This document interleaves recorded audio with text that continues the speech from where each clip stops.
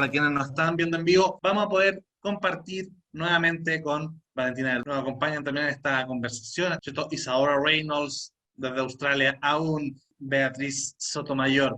Así que por favor, Beatriz, presenta a nuestra gran invitada y el tema que vamos a conversar hoy día. Bueno, estoy súper feliz porque de verdad es difícil tener a Valentina porque está muy ocupada y ha estado persiguiendo hace tiempo. Esto es la pura verdad. Entonces, este es parte del ciclo Tomarse Libertades y hablando de historia con Valentina Verbal, que nos contará sobre sus dos últimos proyectos que son súper tópicos. El Octubre Chileno y yo diría que el tomo número 2, que es la Constitución en disputa. A ver, Valentina Verbal es licenciada en Historia por la Universidad de los Andes, Santiago 2009, y magíster en la misma disciplina por la Universidad de Chile, 2015. Actualmente, como becaria Fulbright, cursa un doctorado en Historia Atlántica en Florida International University, en Miami. ¡Qué fortuna! Ha sido directora de investigación de formación del Centro de Estudios Horizontal Santiago 2016-2018. Es autora de La Derecha Perdida de Ediciones Libertad y Desarrollo 2017 y es editora junto a Benjamín Ugalde y Felipe Schoenberg, que son amigos de Liberty News y de Libres también, del Octubre Chileno y la Constitución en Disputa. Ediciones Democracia y Libertad.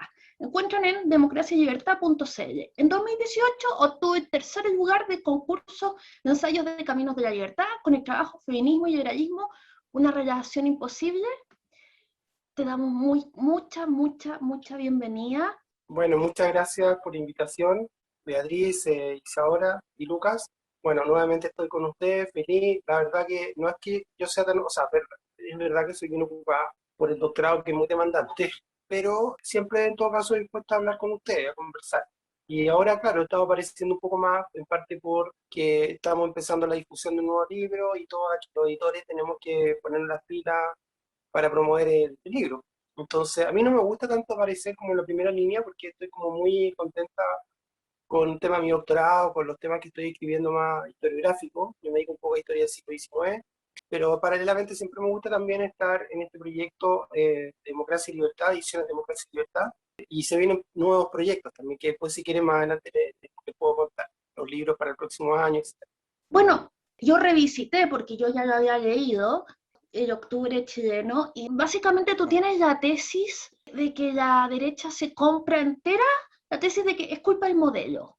Se quemaron los metros antes de la gran marcha que hubo una semana después, ya todo el mundo decía, es que es el modelo, es el malestar, y lo decían, y tú dices ahí como con el dedo acusador, lo dicen no solamente las partes interesadas como de la izquierda, que quieren, digamos, Claro. claramente volver al poder rápidamente, sino que gente de la derecha que no tendría por qué estarse disparando en el pie, no sé, Claro, súper y buena pregunta.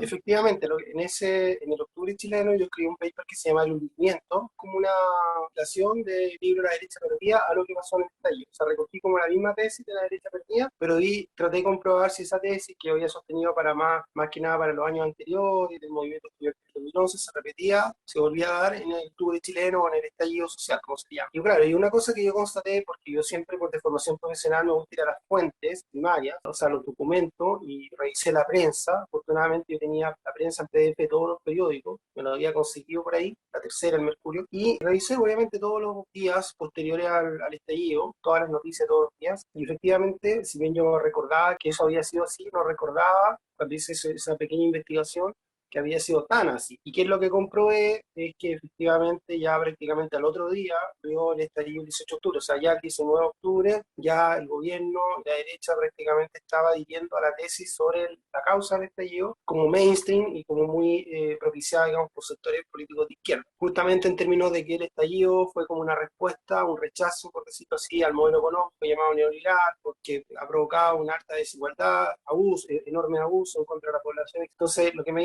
quiero hacer una aclaración en un paréntesis. Yo no es que no crea que haya existido un malestar en Chile en los últimos años, yo sí creo que ha existido. El punto, digamos, es cómo se explica ese malestar. Eso es un poco el punto. En general, yo creo que la derecha no ha negado la existencia del malestar, como por ejemplo en una columna lo dijo Josefina Arauz de Díez hace un tiempo atrás, que creo que estuvo discutiendo con Gonzalo Cordero. sino que, como ayer le respondió Cordero, más bien, digamos, tiene otra interpretación del malestar en comparación a la izquierda. Entonces, el punto, digamos, es cuál es la causa del malestar. Y eso me parece que es mucho más discutible que decir que meramente es una oposición radical hacia el modelo económico, ¿ya? Hacia el modelo económico llamado neoliberal. Pero volviendo a la pregunta, efectivamente yo puedo comprar ahí que inmediatamente, ya diría el segundo día, tercer día, el gobierno sobre todo, y también los partidos de Chile Vamos, su gran mayoría, adhirieron a la tesis como mainstream del estallido de que esto fue un rechazo al modelo económico. Incluso antes de la marcha más grande, digamos, que ocurrió el viernes 25, ya habían adherido. De hecho, el presidente, como el día miércoles, no me acuerdo, yo pongo la fecha exacta en mi artículo, pero más o menos día martes, miércoles, por ahí aproximadamente, antes de la marcha pacífica, digamos, grande, ya ahí el presidente Piñera pidió perdón por el modelo, por lo que hay noticias que había sido parte. Entonces a mí me pareció eso como demasiado,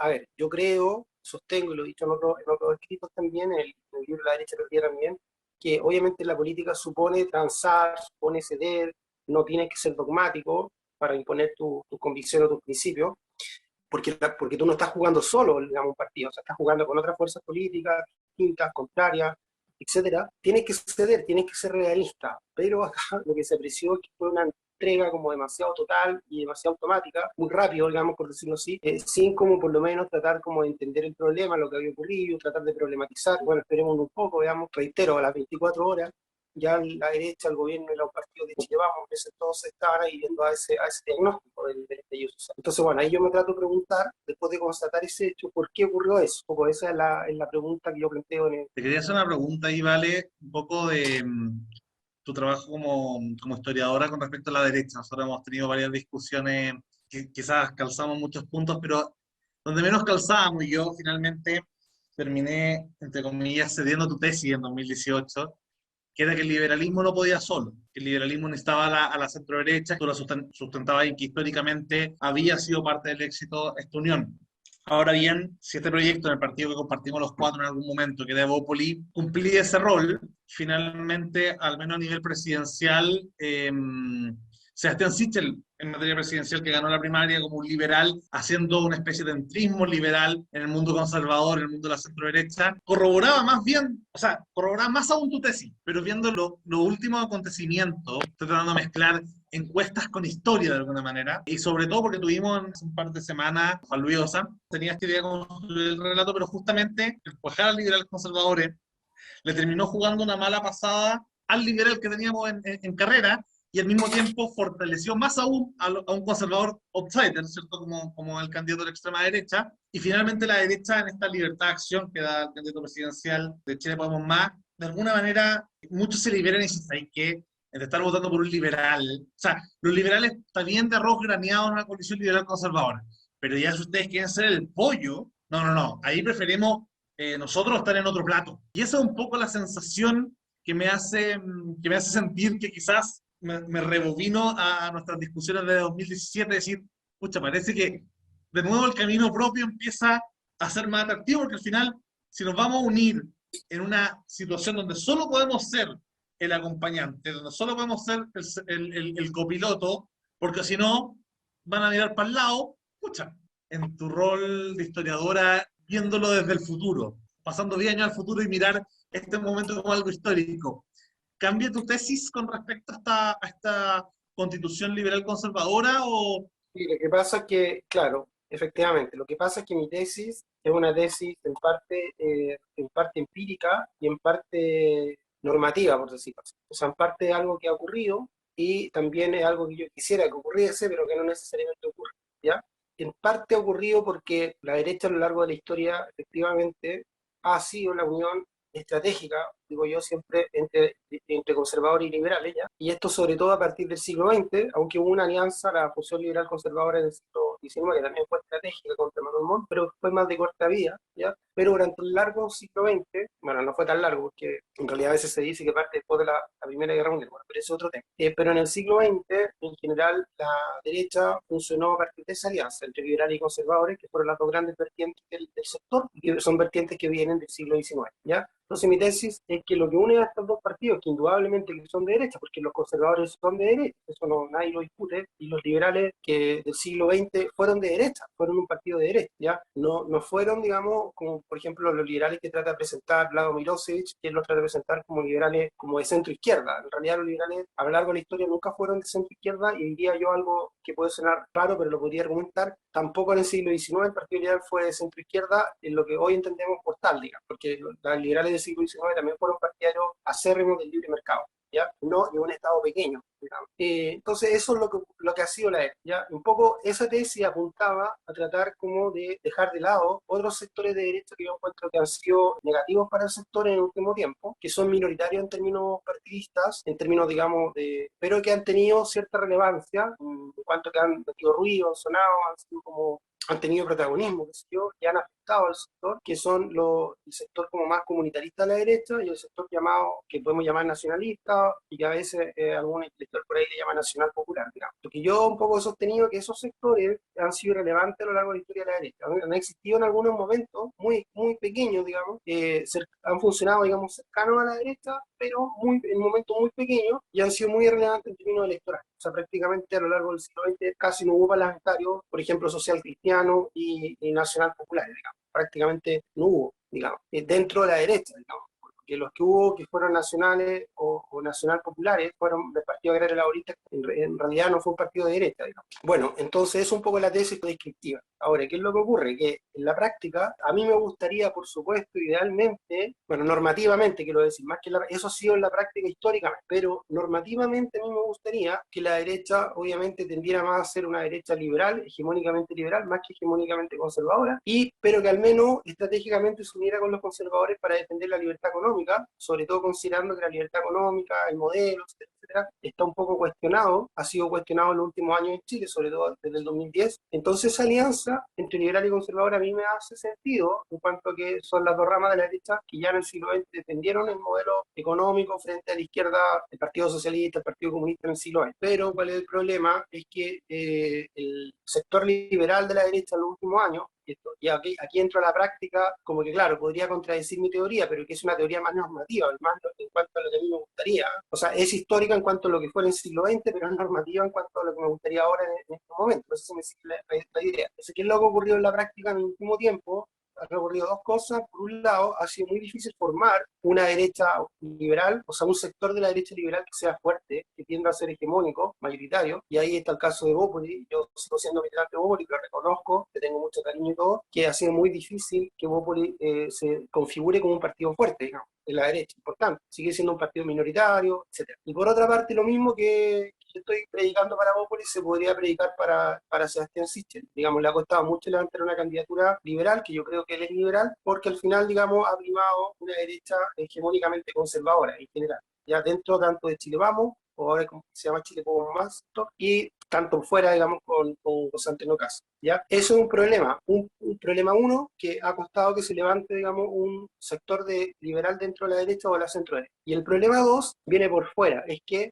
esta dificultad se torna más compleja todavía y más porque existe una izquierda muy radical, o sea, la izquierda en los últimos años se tendió a radicalizar, se ha ido más a la izquierda, digamos, ya ha devenido, como digo en el capítulo del libro de la Constitución en Disputa, en una izquierda más bien antidemocrática, ¿ya? No solo porque justifica la violencia, sino porque también considera como que, digamos, la derecha, sobre todo, que más que ser un adversario, es un enemigo, digamos, ya cree como un poco en la guerra entre amigo y enemigo, etcétera. Y bueno, y ahí analizo al detalle varios elementos como que yo creo que han hecho que la izquierda se ha tornado antidemocrática en ese texto de la Constitución en Disputa, pero lo central, y con esto termino, es que la izquierda o sea, yo creo que la polarización que tiene Chile en este momento, la fuerte polarización que viene, surgió primero por la izquierda, y que la polarización de la derecha, o sea, el hecho que haya surgido una extrema derecha fuerte, sobre todo con José Antonio Cast, de alguna manera es una reacción, es una respuesta que en la historia siempre ha ocurrido cuando hay un sector, digamos, polar extremo por el lado de la izquierda, ¿ya? Entonces, de alguna manera, esto hace todavía más difícil que pueda surgir una derecha liberal con fuerza. Entonces, claro, a mí me gustaría eso. La derecha liberal tiene potencialidad, pero tiene potencialidad en la medida en que la sociedad sea menos polarizada, que tienda más hacia el centro. Pero en la medida que tiende más hacia los extremos, como está ocurriendo ahora, la verdad que es difícil. Esa es la realidad.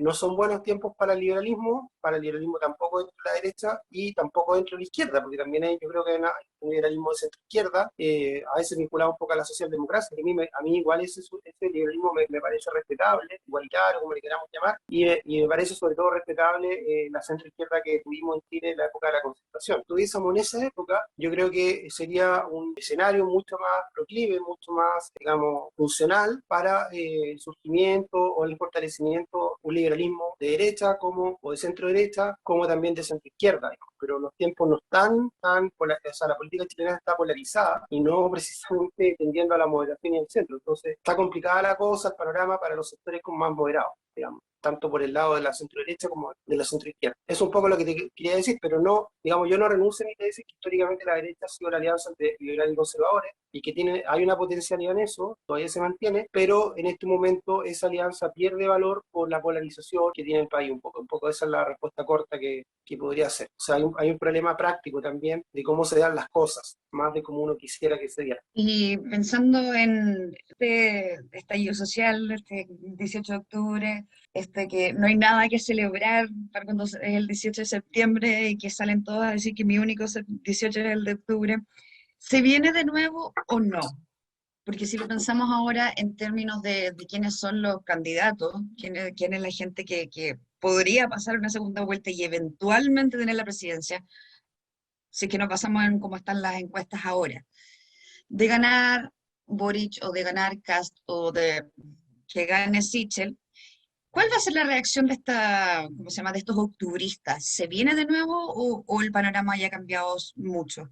Claro, lo que pasa es que es súper buena pregunta. A ver, no es que se venga de nuevo, en realidad. O sea, yo sé cuál es tu pregunta, pero más que se venga de nuevo, yo refrasearía tu pregunta o afirmación, yo creo que se mantendría. O sea, el punto es que la violencia nunca se ha acabado Vuelve. Nunca se murió. y se ha, como hizo una columna hoy día de Diego Sasso, hoy día para los que van a ver este programa después, no sé si puedo decir el día, el miércoles, ¿cierto?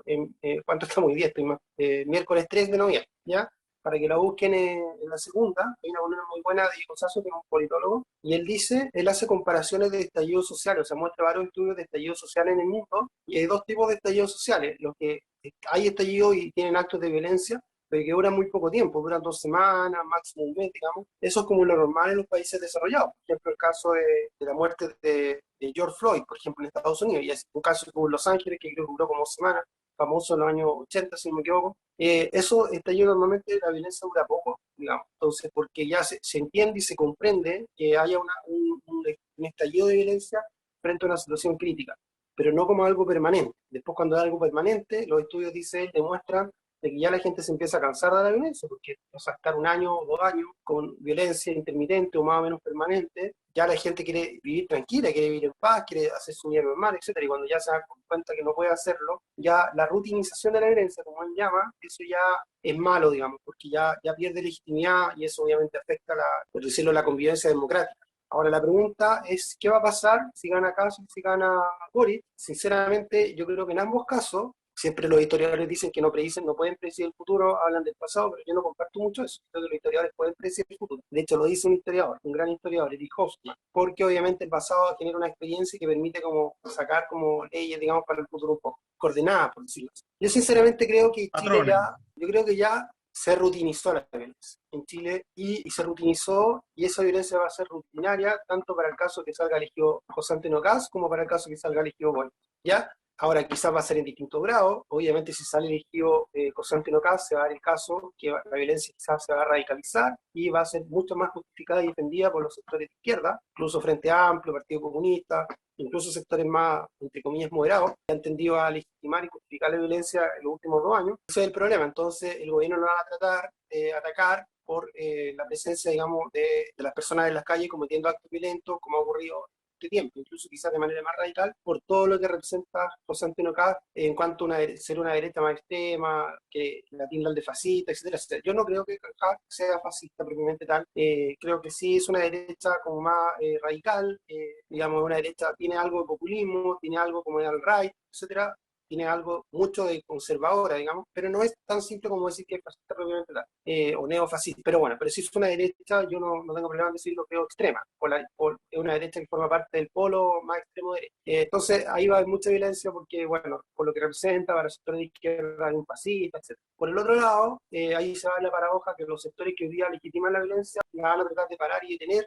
cuando esté gobernando la izquierda, porque obviamente para ellos te van a decir, digamos, que ya no se justifica la violencia porque ya están en el gobierno, ya están llevando a cabo el proyecto político por el cual, digamos, se luchó en el 18 de octubre, etcétera. No se justifica, ahora tenemos que canalizar esta violencia en llevar a cabo nuestra superación del modelo neoliberal, etcétera, pero igual va a existir violencia, porque siempre hay sectores más radicales, más papistas que el Papa, que los propios radicales, digamos, por decirlo así, ¿ya? Son los revolucionarios que se comen a su hijo, digamos, como se dice. ¿Ya? ¿Vale? Antes de seguir este mundo, este what if de Boric presidente, hacerte una pequeña pregunta en el tema de Kast presidente. Porque mucho del argumento simplificador de gran parte de la derecha, sobre todo esta alt-right adolescente y media boomer, es donde se encuentra el centennial y el boomer, de como, no, es que a Piñera le faltó ponerse los pantalones, no, es que Hack va a poner mano dura. Pero yo recuerdo, y quizás tú como historiadora puedes decirme qué patrones se van encontrando en las reacciones de los gobiernos, que las primeras semanas Piñera se puso todos los pantalones habidos y por haber, y pantalones de milico, y la mano dura sirvió finalmente para hacer enojar más todavía un sector, desembocó en la marcha, ¿cierto?, del 25 de octubre que mencionaba antes, esta masiva. Entonces, finalmente, ¿hasta cuándo en distintos contextos históricos poner mano dura sirve o es tratar de apagar un incendio con benzina? Sí, tienes toda la razón. Yo comparto un poco lo que tú estás diciendo. La verdad que no sirve si es que la violencia del Estado no está legitimada. El problema es que hay una deslegitimación del monopolio de la violencia por parte del Estado. Se ha llegado a considerar que es más válida la violencia privada, por decirlo así, de particulares, que la propia violencia del Estado. Y en teoría debería ser al revés. En un Estado de Derecho, la violencia se supone la debería ejercer únicamente el Estado para defender a las personas cuando son atacadas, digamos esto, de parte de otra, y excepcionalmente debería ser ejercida por las personas en legítima defensa solamente. Somos muy libertarios. Claro. No, es una concepción no necesariamente libertaria, es una concepción, digamos, de la teoría del contrato social, incluso de autores muy amplios, desde Hobbes, Palop, Rousseau, etc. Toda la teoría, digamos, del contrato social parte de la base que el Estado reúne el monopolio de la violencia para defender los derechos de las personas, y las personas solamente la pueden usar cuando son atacadas directamente y se tienen que defender. Pero en teoría el Estado no pueden autotutelarse, o sea, no pueden autodefenderse si es que puede hacerlo el Estado, salvo en último recurso cuando está en peligro tu vida. Entonces el problema es que la violencia del Estado está deslegitimada por importantes sectores, pero es una deslegitimación estratégica, o sea, es la izquierda que legitima la violencia del Estado porque le conviene a su vez al mismo tiempo, como contracara, digamos, legitimar la violencia privada de los sectores propios, digamos, para poder ir avanzando en el proyecto político que tienen. Pero cuando estén en el gobierno, van a tratar de deslegitimar la violencia privada de sectores de izquierda, o violentistas de izquierda, digamos, porque ellos van a decir, pues ya estamos en el gobierno, estamos llevando a cabo nuestro proyecto, ya hay que canalizar la violencia, pero eso no lo van a poder hacer, porque siempre en la revolución hay grupos más extremos que los propios revolucionarios. Al final, digamos, el mismo Robespierre, que en su momento fue el más extremo, terminó siendo ejecutado, digamos, por otros revolucionarios, y los mismos, o sea, todos los que eran moderados al final terminaron siendo ejecutados. Entonces, al final, si tú legitimas la violencia, digamos, por un tiempo como algo estratégico para después decir, ya, la vamos a parar, la vamos a canalizar, el problema es que llega un momento en que no es tan fácil hacer eso. Y ahí, bueno, ellos se la van a tener que ver, digamos, con el hecho de tratar de controlar esta violencia, y se van a dar cuenta que todo lo que criticaron a la derecha, Piñera, por tratar de controlar la violencia, qué sé yo, sacando a los militares de la calle, o por ejemplo, que los carabineros tengan, digamos, las herramientas para poder imponer el orden, digamos, ellos lo van a tener que hacer, y si no lo hacen, también van a ser criticados porque va a haber un clima de anarquía muy extraño, porque en teoría, digamos, ¿por qué existe violencia en contra del modelo si tenemos un gobierno que supuestamente estaría superando el modelo? Eso sería como una paradoja. Yo creo que eso le va a pasar a Boric. Bueno, no pasó ya con Bachelet 2, que no hubo un movimiento estudiantil con Bachelet 2, ¿cierto? O sea, ni se le ocurrió salir a marchar a los estudiantes con Bachelet 2, que no estamos hablando que era Jadwe, ¿cierto? Era una Claro. socialdemócrata haciendo los cambios, entre comillas, y no se armó ningún movimiento desde la izquierda de Bachelet tratando de movilizarse, como uno podría haber asumido que con Bachelet 1 en 2006, con los pingüinos, pero que tenía elementos de derecha e izquierda. ¿Puede que Boric sea un nuevo Bachelet en ese sentido? La Beatriz quería hablar. Es que yo también quería revisitar tu segundo libro, La Constitución en Disputa, porque ahí tú hablas de legitimidad de la Constitución, pero lo pones en términos súper pragmáticos. No es que yo considere que la Constitución es legítima porque es algo sagrado que brilla en los cielos, sino porque creo que la democracia, la separación de poderes, etcétera, etcétera, es mejor que la alternativa. Claro. Entonces, si tú dices que la violencia del Estado está legitimada, es como, lo que se entiende es que la alternativa, que es la violencia privada, yo por las mías, es mejor, lo cual es sumamente trágico. A mí me gustaría llevar, ¿tú crees? Y acá voy a tirar la pregunta así, con inocencia, digamos. ¿Tú crees que la discusión de la nueva Constitución va a poder conducir un poquito o disminuir esta efervescencia, no necesariamente, o por lo menos deslegitimar la violencia que se está viendo ahora en la zona cero, llevar a un camino de mayor paz? ¿Tú crees? Pregunta. Voy a contestar la pregunta de Lucas y tú me hiciste dos preguntas también. Y brevemente, la pregunta de Lucas es Bachelet 2, sí, estoy de acuerdo que ahí no hubo mucha violencia, pero en realidad antes, si bien había habido un movimiento estudiantil con marcha masiva, etcétera, que terminaban en actos de violencia, esos actos de violencia siempre eran como marginales, eran como al final de la marcha, por decirlo así, y hubo algo muy, muy grave, yo me acuerdo que hubo en el 2011 incendios de autos, incendios de kioscos, cosas así, pero no al mismo nivel que, ¿cómo se llama?, lo que ocurrió a partir del 18 de octubre, en términos cuantitativos, digamos, y además, cualitativamente, esa violencia era mucho más condenada. En general, incluso los dirigentes estudiantiles como que se desmarcaban de esa violencia, o sea, nosotros nos llamábamos, era un grupo extremo, etc. En cambio, ahora, a partir del 18 de octubre, por una parte aumentó la violencia en términos de cantidad, por otra parte, digamos, ha sido justificada y legitimada. La violencia privada, digamos, de los sectores favorables ideológicamente a quienes hacen esa legitimación. Eso por una parte. Por otra parte, sobre la legitimación constitucional, el problema es que y lo conecto con tu pregunta, Beatriz, el problema es que la legitimación constitucional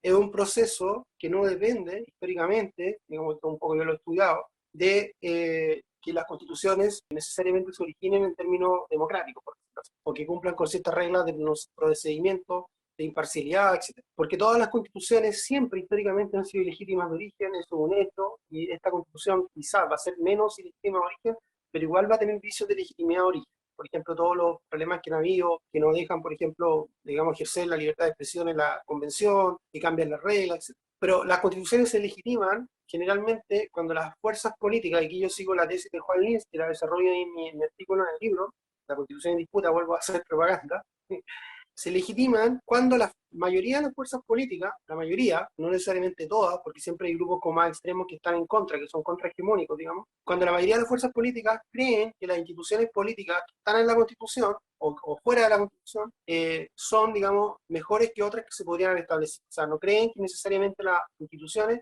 tienen que ser perfectas, pero al menos no hay otras instituciones mejores. Y la deslegitimación se produce al revés, cuando se cree que las instituciones que existen son peores que otras que podrían establecerse, que es lo que estamos viendo ahora. Ahora hay un sector mayoritario de las fuerzas políticas chilenas, y por eso ganaron en el apruebo, ¿cierto?, que considera que las instituciones políticas en sentido amplio, también económicas, etcétera, son, digamos, peores que otras que se podrían establecer, ¿ya? Entonces la pregunta es, ¿va a ocurrir después de la nueva constitución, de que la mayoría de las fuerzas políticas van a estar de acuerdo que las instituciones creadas en esa constitución son mejores que otras que se podrían haber establecido? Yo eso lo dudo, y además, ojo, para entender o para pensar una constitución como legítima en esos términos, es decir, que hay un apoyo, una adhesión mayoritaria en torno a las instituciones que consagra la constitución, esa mayoría no tiene que ser una mayoría simple, no tiene que ser una mayoría 50+1, tiene que ser una mayoría mucho mayor, porque la constitución es como el rayado de cancha, por decirlo así, ¿cierto? Son las reglas de juego generales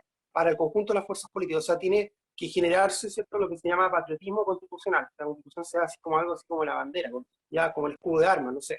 Bueno, ahora todo se está discutiendo, incluso la bandera, pero bueno, pero pensando, digamos, que no se esté discutiendo la bandera, algo parecido, como un elemento como cohesivo. Entonces, la pregunta es, en términos simples, la constitución que va a salir de esta asamblea va a ser una constitución, como dice Patricio Zapata, como una casa de todos, donde la mayoría de las fuerzas políticas están de acuerdo que esas instituciones son mejores que otras, o va a ser, digamos, como una constitución, por decirlo, que representa un sector ideológico en contra de otro, digamos, en el fondo como una constitución revancha, por decirlo así, de alguna manera como anti-neoliberal o como post-neoliberal para derrotar el neoliberalismo, pero que en la práctica, digamos, claro, algunos sectores van a estar muy felices, pero no va a representar la mayoría necesariamente del país, y va a haber otro sector que va a estar totalmente decepcionado. O sea, eso es lo que no entienden algunos constituyentes, que por mucho que ellos quieran un proyecto político particular, la Constitución no es el lugar para establecer un proyecto político particular. La Constitución debería ser más bien procedimental, debería ser la regla del juego para que todos los proyectos políticos puedan desempeñarse, ejercerse, o sea, tratar de llevarse a cabo. Pero la Constitución no puede ser como el campo de batalla ideológico, sino que debería ser como las reglas para poder realizar esa competencia, digamos, entre las distintas fuerzas ideológicas. Entonces yo creo, dado eso, por el término, que sinceramente, dado que se quiere hacer una constitución ideológica, sustantiva, digamos, por decirlo así, no meramente procedimental, creo que va a ser difícil que la constitución sea legítima, porque va a ser legítima para un sector, incluso para el sector más de extrema izquierda, digamos, van a encontrar que lo que se logró fue poco, van a decir que se cedió mucho frente a la derecha, etcétera. Ese es el problema. Entonces, no creo sinceramente que la constitución va a solucionar los problemas de la estabilidad del país, de polarización y tampoco de la violencia, etc. Sinceramente, yo soy bien pesimista, lo he dicho así en todos los tonos, en todas partes, y siempre me dicen, porque eres muy pesimista, que sea, bueno, pero lo siento, no, he tratado de ser optimista, pero no puedo. Yo era partidario de una nueva constitución hace muchos años, pero a través del Congreso, pero en un momento también en que había mucho más, existía todavía como una cierta política de los consensos, donde la idea era que las fuerzas políticas se pusieran de acuerdo, etcétera, y eso ya lamentablemente está como superado un poco. La verdad que no estamos en ese periodo, entonces es complicado. Yo comparto la idea de que hay un romanticismo, me recuerda un poquito a lo que escribía Robespierre, de que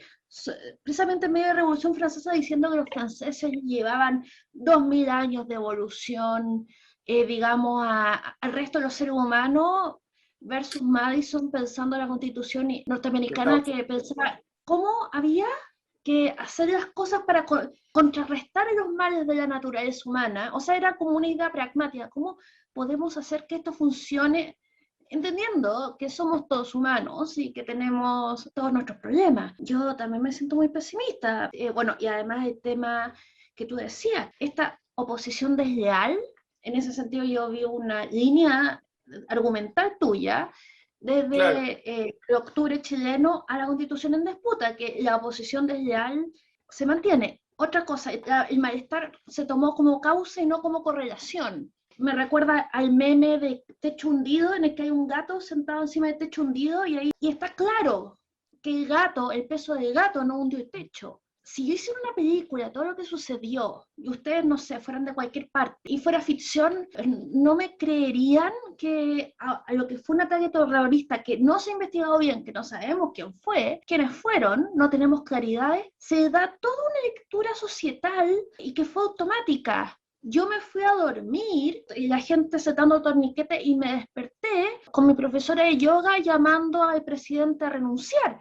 Sí, hubo mucha gente que se volvió loca. Sí. Y así mucha gente se volvió loca. Yo saqué muchas imágenes de Twitter después del estallido. De hecho, cité algunas de académicos muy connotados de distintas universidades, de filosofía, derecho, etcétera, historia. Y ahí se ve que hace los 2 días la gente está totalmente radicalizada, justifican todo, justifican la violencia, gente que una semana antes era muy moderada, digamos. Fue una cuestión bien increíble. Eso ocurre en las revoluciones, digamos, la gente se radicaliza, se vuelve loca, no dice, oye, paremos un poquito, pensemos un poquito qué está pasando, entonces es complicado. Fue muy rápido, digo, menos de 8 horas. Yo igual creo que hay importantes sectores como de élite, digamos, como intelectuales, políticos, que justificaron la violencia, justificaron el estallido en esos términos, pero yo siempre tiendo a pensar que no fue la mayoría. O sea, incluso si uno considera la marcha del 25, que supuestamente hubo 1 millón de personas, y digo supuestamente no porque dude, sino porque no sé la cifra exacta, digamos, pero fue mucha gente, y también en otras ciudades del país, pero tampoco fue la mayoría del país. O sea, estamos hablando,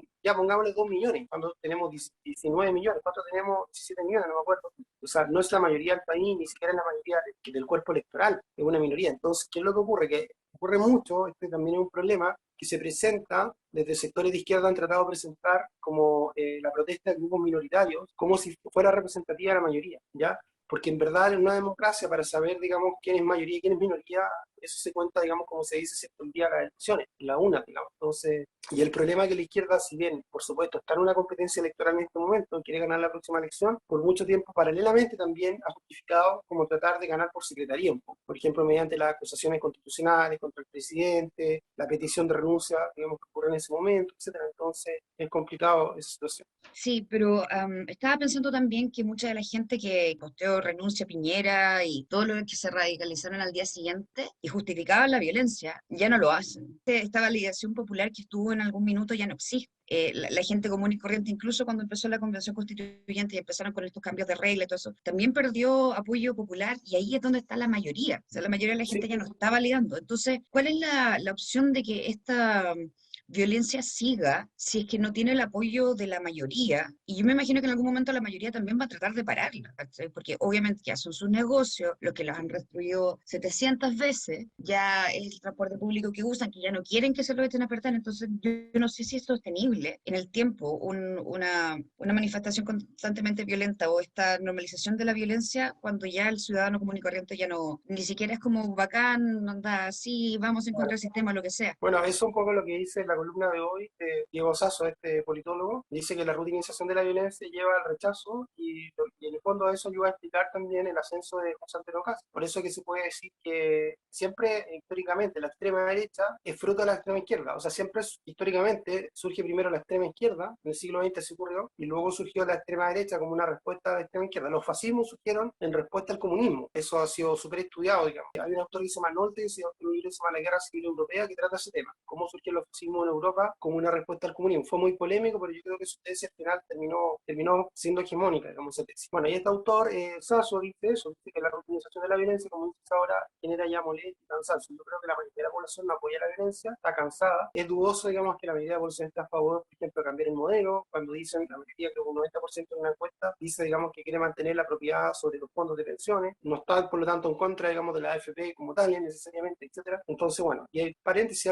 paso un dato, yo presenté un libro hace un tiempo atrás con Felipe Schoenberg, hay un libro muy bueno que lo podría invitar al autor, que se llama Pablo Paniagua, un libro que se llama Atrofia, que es el último libro que salió sobre el estallido, y él sostiene la tesis, y la demuestra con buenos argumentos, o argumentos empíricos, qué sé yo, que el estallido hace como una matización, no una refutación, porque recoge elementos, pero una matización de la tesis de Carlos Peña. ¿Cuál es la tesis de Carlos Peña? Recordemos que en el fondo el estallido fue producto del bienestar, o sea, es la paradoja del bienestar, que la gente está muy bien por todo el proceso de modernización capitalista, y como que se da cuenta, digamos, que quiere más en el fondo, por decirlo así, ya no tiene todo lo que podría alcanzar, digamos, en un país capitalista, que sé yo, entonces ahí y aumenta la sensación de desigualdad, mientras estoy mejor me siento peor, etc. Pero él sostiene que eso no es tan así, porque a partir del 2000, desde que asumió Bachelet 2, sobre todo el primer año de Bachelet 2 para adelante, el crecimiento económico empezó a ir en bajada, digamos, y empezó a aumentar incluso la desigualdad y la pobreza en Chile, empezó a aumentar, bueno, la inflación gradualmente, entonces él va mostrando todos los indicadores, entonces más que una paradoja del bienestar,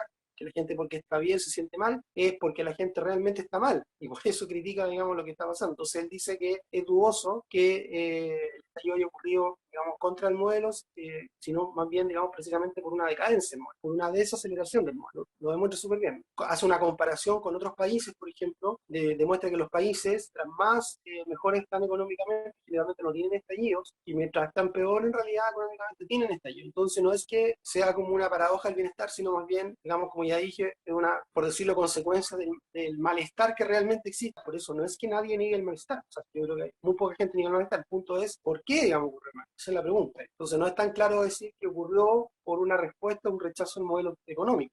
Por supuesto que hay un sector que sí hizo eso, digamos, o sea, los sectores, sobre todo de la primera línea, obviamente, son contrarios al modelo económico, en general se ve que lo son, pero esos son grupos pequeños, digamos, son grupos pequeños, aunque claro, producen mucho daño, como sabemos. Sí, a raíz un poco de esto, de lo que mencionabas de Felipe Schoenberg, no sé si me salgo mucho del tema, pero aprovechando que estáis afuera y puedes ver no solo el panorama chileno, sino de todo el resto de Latinoamérica. Ha habido, con respecto a la primera pregunta que te hacía de este quiebre del fusionismo liberal conservador, hemos visto que entre varios intelectuales liberales llevan una guerra mediática en redes sociales con otros divulgadores conservadores. Recuerdo mucho también con respecto a una de tus primeras intervenciones de esta crítica al sistema comunitarista, que uno lo podía ver en esta, sobre todo en este grupo que tenéis, Chelo Tuvale, con Benja Ugalde, con Felipe Schwember, incluso si uno sumaba todo este mundo liberal de horizontal, la FPP, Libertad y Desarrollo, contra estos comunitaristas cercanos al mundo de Chalper y Elías, ¿cierto? Estoy pensando en Hugo Herrera, en Mansuy, en Ortúzar, etcétera. Claro, los socialcristianos resaltan en el mundo intelectual en Chile nomás porque generalmente entre divulgadores latinoamericanos, incluso anglosajones, no se me ocurren así gente pop social cristiana más allá de Michael Sandel. Pero los conservadores duros, los jacastianos, por así decirlo, sí tienen mucho eco con gente afuera. Estoy pensando en Agustín Claro. Laje o incluso libertarios que se han vuelto más hacia esa alt-right, alt-right como Milei, ¿cierto? Y bueno, ha habido Claro. un enfrentamiento entre estos grupos más conservadores al right y un grupo bien interesante, si ya nos salimos de Chile con estos personajes que mencionaba recién, pensamos, ¿cierto?, en José Venega, que incluso armaron un foro sobre el liberalismo cultural hace poco, donde estaba Escotado, Mario Vargas Llosa, Gloria Álvarez, Antonella Martí, el mismo Felipe Schwamber. Se colaron un par de libertarios medio conservadores como el mismo Milei, pero en general se arma algo ahí con este libro, ¿cierto? Libertad y Prejuicio.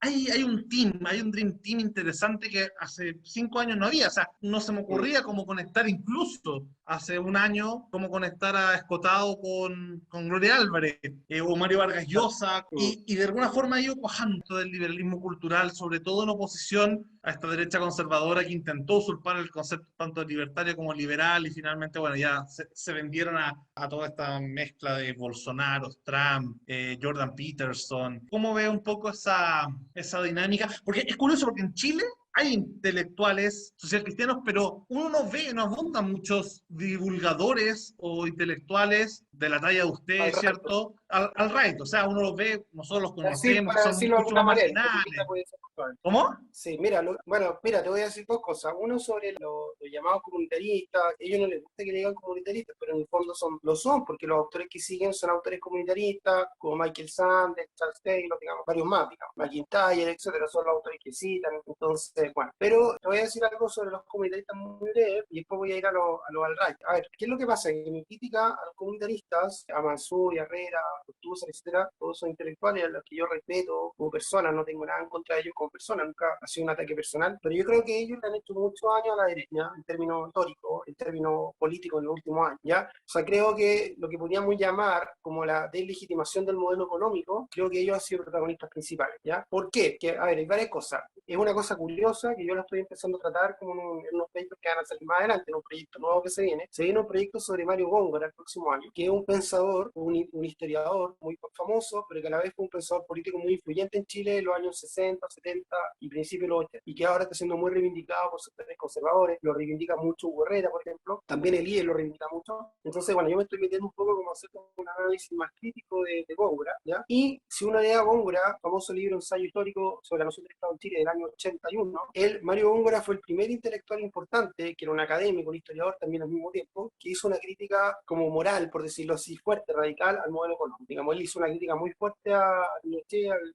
régimen militar de ese tiempo, por haber aceptado el modelo neoliberal de Chicago Boys, y él, de hecho, hasta donde yo he investigado, él fue el primero que masivamente, digamos, al menos, usó el término neoliberal. Hay otro libro también de izquierda, pero es posterior al de él, como el año 84 por ahí, que también usa el término neoliberal. Él es el primero que empezó a crear como toda esta caricatura de que el neoliberalismo supone, como no sé, poco menos que la gente se muera de hambre en las calles, digamos, un estado mínimo, o que los Chicago Boys poco menos querían, digamos, que la gente, digamos, como te digo, se muriera de hambre en las calles y fuera un estado totalmente ausente, que no se preocupara de nada, como ausencia del Estado, una sociedad mercantil. Bueno, todo ese mito, por decirlo así, que es un mito, que es una caricatura, etcétera, empezó con Mario Góngora. Y ese mito lo toma Renato Criste, que es un intelectual de izquierda, que ha construido todo un mito también sobre el concepto de neoliberalismo en Chile, a partir de los estudios que ha hecho Jaime Guzmán. También él trata de decir que Jaime Guzmán era como hayekiano, creía en un estado mínimo, etcétera. Y desde Góngora, pasando por Cristi, sobre todo Mansuy y Herrera, siguen con la construcción del mito, amplían como todo este mito, como este neoliberalismo como una especie de demonio, por decirlo así, que ha tenido el país en los últimos años, que obviamente es un sistema que ha tenido problemas, todo, pero toda esta crítica así como moral, como moralista, como que un modelo que genera egoísmo, un Estado mínimo, donde la gente no se preocupa de los demás, no hay solidaridad, etcétera. Estos intelectuales, sobre todo Herrera, Mansuy, también en parte Pablo Althusser, quizá un poco menos, pero también un poco, han sido muy importantes en la construcción como de la deslegitimación del modelo económico, y eso ha sido fatal para la derecha porque han desfondado a la derecha en términos intelectuales, se han alentado lo que la derecha podría haber defendido, como yo sostengo un poco, que es la libertad económica, es como casi lo único que podría defender. Obviamente una defensa buena, no una defensa economicista, estamos de acuerdo, tiene que, no en base a puros números, tiene que ser una defensa como más filosófica, etcétera, pero de todas maneras es una defensa que tenía que hacer, y ellos en el fondo han dicho que la derecha no tiene que defender eso, digamos, tiene que defender la solidaridad del Estado, el pueblo y su territorio, cosas que son medias nacionalistas, corporativistas, etcétera, comunitaristas. Bueno, entonces yo creo que ellos han sido importantes, ¿ya? Y por eso yo los critico, porque yo creo que ellos tienen una responsabilidad en la deslegitimación del modelo y en el desfondamiento intelectual de la derecha. O sea, yo creo que ellos, más que haber hecho un aporte al sector, han hecho como un daño. O sea, obviamente han hecho un aporte en cuanto que ellos han escrito cosas, han pensado, por supuesto, interesante. A mí, de hecho, por eso yo los leo, porque dicen cosas que yo no estoy de acuerdo. O sea, a mí me desafían a tratar de como que refutarlo, problematizarlo, etcétera. Pero sumando y restando al final del día, digamos, yo creo que han sido parte, por decirlo así, de la deslegitimación del modelo y han sido quizás más importantes incluso que algunos intelectuales de izquierda, en cierta medida, porque son como los quinta columnistas, como se decía en la época de la Guerra Civil Española, que son mucho peores, digamos, por decirlo así, porque son los que te están atacando desde adentro. Y eso ya te quita, digamos, el piso como para luchar, digamos, por lo que tienes que luchar. Bueno, perdón, Isadora quería decir algo. Justo va por ahí, porque recién se mandó un comunicado en la Convención Constituyente que se rearmó un grupo de independientes RN y Evópoli, que se reconfiguraron dentro de la Constituyente para ofrecer una alternativa a lo que se ha visto en los constituyentes más de extrema derecha, si se quiere decir, que parece que estuvieran con todas las ganas de boicotear la Constitución. Entonces, si bien obviamente esta extrema derecha es una reacción a la extrema izquierda y es un vaivén que se ha visto siempre en la historia, en esta oportunidad, ¿también será que hay una reacción a los extremos para configurar algo al medio? Porque, no sé, por ejemplo, nosotros ya partimos tratando de crear este centro liberal, se ven más movimientos, y ahora es la misma constituyente, que yo creo que es medio un barómetro de la sociedad quizá, que ya se está configurando un centro liberal que probablemente sea más fuerte, específicamente en reacción a los extremos. No sé si ves que esto Sí, sea una tendencia. sí, mira, sí, yo te digo, o sea, con respecto a la constituyente no la siguió al detalle, pero obviamente yo creo, no estoy a favor de los grupos de derecha más extremos, que son como más conservadores, y están viendo siempre debajo del agua, sospechando todo, que no sé, como que la constitución, más encima de todos esos sectores que creen la comilla ideología de género, o sea, no tienen idea de lo que es el género en verdad, ¿no? Estoy pensando, no sé, por Teresa Marino, esa gente que, bueno, entonces, obviamente esos sectores yo creo que le hacen daño, hay unos sectores de la UDI también, que son un poco más serios, digamos, como Constanza Hub, pero que también han estado en una posición, digamos, fuerte. Ahora, en parte también yo tiendo a entenderlo porque también, por el otro lado, como que es difícil, ¿no? Si te ponen todas las barreras, no lo dejan hablar, etcétera, siempre están buscando requisitos. Yo también entiendo como que exista esa reacción, lo entiendo que, pero tiendo a compartir que es mejor tener un grupo quizás más centrado, que busque más la moderación, porque al final, si tú te radicalizas, respuesta, o sea, yo entiendo la reacción de la derecha más extrema frente a la extrema izquierda, pero hay que tratar obviamente de evitar esa reacción y hay que tratar de fomentar como una contrarreacción, porque es una moderación. Y eso sí, me parece bien que se haya formado ese grupo, de todas maneras, centro-derecha. Ahora el problema, siendo realistas, es que de todas maneras la derecha en su conjunto no tiene los votos para aprobar una constitución, no digo una constitución liberal, sino que una constitución por lo menos más neutral, o sea, no tiene los votos, entonces probablemente se va a lograr una constitución no tan radical, no tan revancha, no tan de izquierda, por decirlo así, para decir un término simple, como quizás podrían hacerlo, quizás en muchos constituyentes de izquierda va a primar un poco el sentido común, lo que uno podría entender como el sentido común, y no tenemos que ir tan extremo, la constitución no puede hacer todo, la constitución no es una varita mágica, etcétera, que va a solucionar todos los problemas, porque a veces se parte de esa base, o se tiende a pensar eso, van a empezar a darse cuenta que los temas son más complejos, por ejemplo, ahora se está discutiendo el tema del régimen político, ¿cierto? Yo estuve viendo ayer las exposiciones y yo creo que defender el semipresidencialismo, la verdad que no hay piso, o sea, a ver, muchos son partidarios de un semipresidencialismo, pero, por ejemplo, la exposición de Arturo Fontaine, como mostrando los problemas del semipresidencialismo en el mundo, que tiende al autoritarismo más radical, todos los ejemplos, digamos, que puso, ¿cierto? En Rusia, que sé yo, en Hungría, en Turquía, etcétera, Polonia, y son muy pocos los casos de semipresidencialismo que han funcionado. Incluso Francia, por ejemplo, el presidente tiene más poder que el régimen presidencial en Chile, digamos, porque además puede disolver el parlamento y además la gente no puede elegir al jefe de gobierno, entonces es como el problema. Bueno, me daba cuenta con las preguntas que hacían algunos contribuyentes de izquierda, no digo que ser partidario del semipresidencialismo sea algo de izquierda, es un tema como no tan ideológico, es un tema como más técnico, pero lo pongo como ejemplo para decir que cuando están escuchando como la evidencia, a los expertos, etcétera, van a empezar quizás a relativizar muchas posiciones y esa es como mi esperanza, que entonces eso haga que la Constitución no sea tan radical. Pero de todas maneras, tiendo a pensar de que igual van a establecer un Estado más fuerte, un Estado que tenga un papel más fuerte en la economía, un Estado, digamos, como más de bienestar, por decirlo así, pero no a la sueca, sino que más bien a la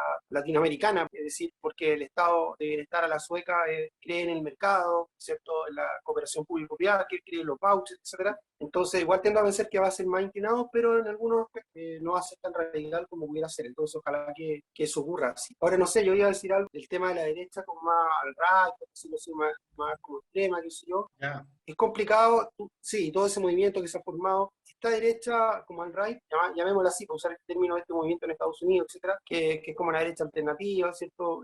Populista, que es como compleja, digamos. Estados Unidos un poco supremacista, blanca. Chile no se caracteriza tanto por eso, sino más que nada por ser muy conservadora, por ejemplo, en materias sexuales. Siempre está viendo como políticas de identidad por todos lados, que existen, obviamente, y yo las critico, como por ejemplo los grupos indígenas, etcétera, pero tampoco es que todo esté girando en todas las políticas de identidad, que se yo sé, con mucha exageración, etcétera. Bueno, entonces lo que yo creo, esa derecha, es verdad lo que dices tú, Lucas, es una derecha que cuaja más en términos políticos que en términos intelectuales, porque la verdad es generalmente una derecha muy simplista en términos de identidad, o sea, no hace matices, como todo blanco y negro, etcétera, muy binaria. Entonces, claro, uno puede encontrar políticos al right, por decirlo así, pero es más difícil encontrar intelectuales serios que sean al right. Quizá el más conocido es Jordan Peterson, pero yo no lo encuentro muy serio para serte sincera, ¿no? Lo encuentro intelectual bien ahí nomás.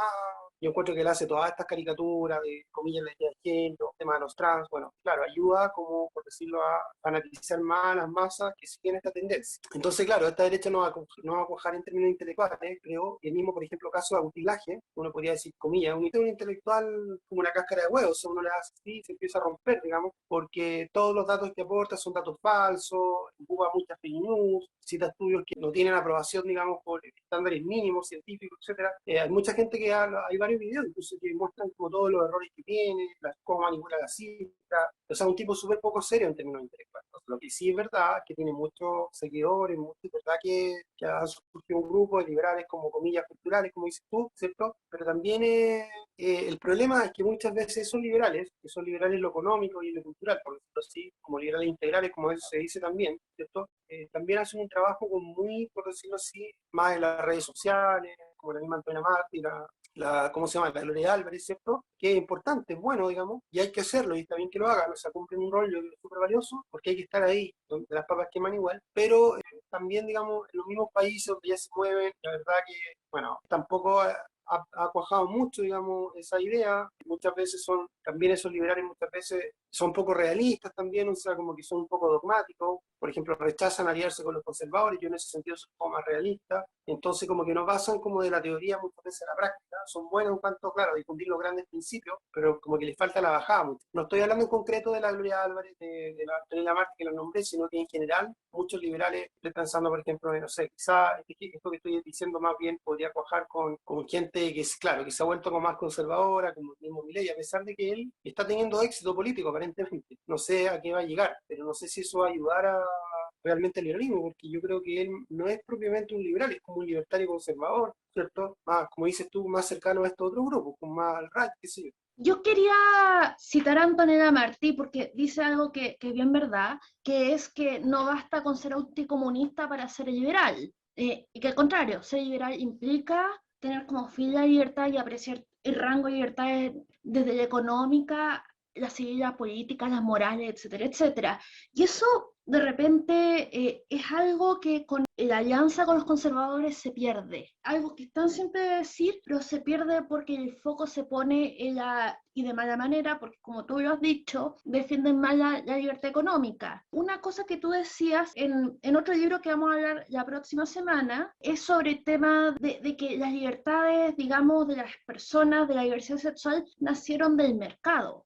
digamos, porque se reunían en los bares. Y acá en Chile, si bien no quiero comparar Estados Unidos en Chile, Fue similar, porque está estudiado. Los años de la dictadura de Pinochet, incluso en los años de la dictadura de Pinochet, que fue una dictadura política, digamos, que limitó las libertades políticas, pero como al mismo tiempo había un sistema como de mercado, empezó a impulsar un sistema de mercado, empezaron a surgir todas las discotecas gay. Los gays en la práctica no podían andar en la calle, pero surgieron un montón de discotecas gay como en los años 70 y los años 80 muy fuertes. Eran discotecas que existieron en Concepción, en todas las ciudades de Chile había alguna discoteca. Ese tema se ha estudiado poco en Valparaíso, pero esas discotecas tienen como 40 años. lo mismo dicen en este Entonces, libro de Jordi Díez, la del matrimonio gay en América Latina.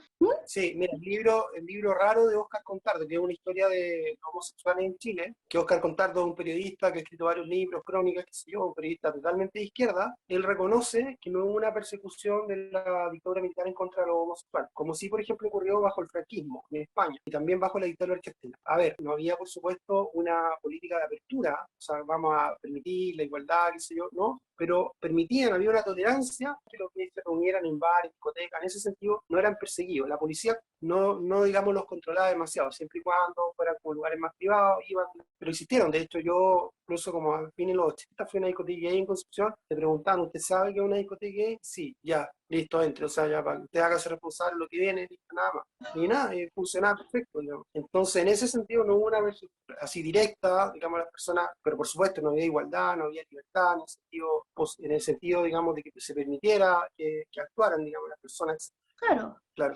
O sea, el gay como cliente aceptado, como ciudadano no necesariamente, pero eso fue un comienzo. Ya tenerlo Claro. no era el cielo, pero era un espacio para reunirse. Lo que pasa es que siempre, históricamente, antes de un reconocimiento político, por decirlo así, como de ciudadanía, como dices tú, siempre hay un reconocimiento práctico social que se da en la sociedad. Y para que se dé ese reconocimiento social, siempre el mercado ha sido muy importante. Las mujeres, por ejemplo, en el siglo XIX en Chile, por el Código Civil, si se casaban, sobre todo eran incapaces, ¿cierto? Relativas. No podían tener bienes propios. Todo lo que ellas ganaban entraba al patrimonio, a la sociedad conyugal y era administrado por el marido. Pero, ¿qué es lo que ocurría? Que las mujeres muchas veces, como en ese tiempo, digamos, la esperanza de vida era más baja, los hombres morían más jóvenes y además ellas se casaban muy jóvenes, a veces adolescentes, los hombres, ellas a veces tenían 25 años y ya quedaban viudas. Entonces, que enviudaban muy jóvenes, y ahí podían adquirir, digamos, propiedad, tener bien y tener patrimonio propio, igual que cualquier hombre, siendo viudas. Y ese era un camino, curiosamente, que muchas mujeres seguían y empezaban a tener patrimonio, empezaban a poner negocios, empresas, pequeños negocios, cafés, restaurantes, etc. Y eso fue como una vía como de emancipación muy fuerte de las mujeres en el siglo XIX. Muchas mujeres que después se unieron al movimiento feminista eran mujeres que eran empresarias, eso está súper estudiado también en Estados Unidos. O sea, gracias al mercado primero, están ejerciendo ellas como una agencia individual, digamos, como empresarias muchas veces, o trabajadoras, o con algún tipo de participación en el espacio público, digamos. Ellas llegaron después, digamos, a levantar un discurso más colectivo a favor de las mujeres, pero primero ellas, por decirlo así, fueron reconocidas como individuos, por decirlo así. O sea, sí se... Y lo otro es la vía judicial también. La vía judicial también fue muy importante porque a pesar de que las mujeres estaban subordinadas a los hombres en términos legales, siempre tenían la vía judicial. Esto viene de la colonia incluso. La vía judicial cuando eran maltratadas por los hombres, digamos, por ejemplo, no solo mediante golpes, sino cuando no les daban comida, no las mantenían económicamente, qué sé yo. No cumplían con sus deberes, cuando las maltrataban o cuando abusaban de ellas, incluso las trataban de violar. Curiosamente, no es tan así, por ejemplo, que el hombre podía hacer cualquier cosa con la mujer. De hecho, el derecho canónico, que era el derecho que regía todavía hasta fines del siglo XIX, ¿cierto? El derecho canónico de familia, restringía mucho, digamos, al hombre en ese sentido. Y ellas recurrían sobre todo, por ejemplo, al divorcio eclesiástico, ¿ya? Que era el divorcio que no era vincular, pero que permitía una separación de cuerpos. Y eran bastante escuchadas y ganaban muchos casos. De hecho, estadísticamente, cuando habían estos juicios de familia, en gran medida lo ganaban más las mujeres que los hombres, por ejemplo. Entonces, también era otra vía que tenían, pero eso lo pongo como ejemplo para decir de que siempre como la emancipación colectiva fue precedida, por decirlo así, por un proceso de emancipación individual. Ya las mujeres van luchando solas, los hombres van luchando solos, entonces como que, digámoslo así, el camino más individual o el mercado, etcétera, como que pavimenta el camino para después que venga el camino más colectivo, de un movimiento. De hecho, el mismo Stonewall, donde surgió el movimiento que era una discoteca en Estados Unidos, creo que yo pongo ese ejemplo en un texto, ¿cierto? Era una discoteca privada, qué sé yo, ¿cierto? Y empezaron a perseguir el Estado, la policía empezó a perseguir eso, y ahí empezó el movimiento gay. Si no hubiese existido eso, no habría existido, digamos. Entonces, es un reconocimiento, el reconocimiento como que al mercado, que no es menor porque, digamos, permite iniciar, sentar las primeras bases, digamos, para el reconocimiento posterior que después se va a lograr. Pero si no hubiese existido ese otro, no habría, digamos, imagínate, si tú no pudieses reunirte con personas de tu orientación sexual o para poder convivir y tener pareja y desarrollarte como persona, ¿qué habría sido tu vida? Imagínate, en el siglo XIX la homosexualidad era muy terrible. De hecho, ni siquiera había como una identidad homosexual. Tenía como que hacerlo muy en la noche, así como, no sé, como el secreto en la montaña, no sé, algo así. Eso. Yo Bueno, quiero agradecer, digamos, tu tiempo. Realmente he aprendido muchísimo, sobre todo porque el corolario de las mujeres, yo no lo sabía. ¿No? Es un poco lo que yo estoy argumentando. Yo ese tema lo estoy empezando a trabajar con mi tesis doctoral, que es como la historia de las mujeres en el siglo XIX. El desarrollo como una agencia femenina individual, ya, primero. Y voy a dar de Ay, varios puntos de vista, la educación, las mujeres empresarias, las mujeres, digamos, en la justicia, etcétera, que se defienden ellas, y además con una retórica liberal. Ellas utilizan un discurso liberal. Hablan de libertad, hablan de derechos iguales, de igualdad de la ley, etcétera. Eso es muy importante. Eso ocurrió, está demostrado, están los documentos, digamos. Y se ha trabajado poco, digamos, para Chile. Así que ahí, por ahí estamos trabajando. bueno, me imagino que eso después va a salir también para que lo Sí, podamos sí, por leyendo en algún supuesto. momento. Oye, Valentina, muchas gracias por darte el tiempo. Encantado de tener más conversaciones en el futuro y cuando estés en Chile también poder juntarnos Sí, presencialmente. Isadora Beatriz, gracias por acompañarnos, conduciendo en esta interesante conversación. Y bueno, no puedo mandar el saludo ahora a los que nos estuvieron viendo en vivo porque nadie nos está viendo en vivo porque esto es grabado, pero vamos a leer los comentarios que vayan dejando para otro programa. Así que muchas gracias, muchas gracias. suscríbanse a Chao. Liberty TV y nos vemos. Nos vemos, pórtense bien o pórtense mal, mejor. Chao. Pórtense mal y pásenlo bien.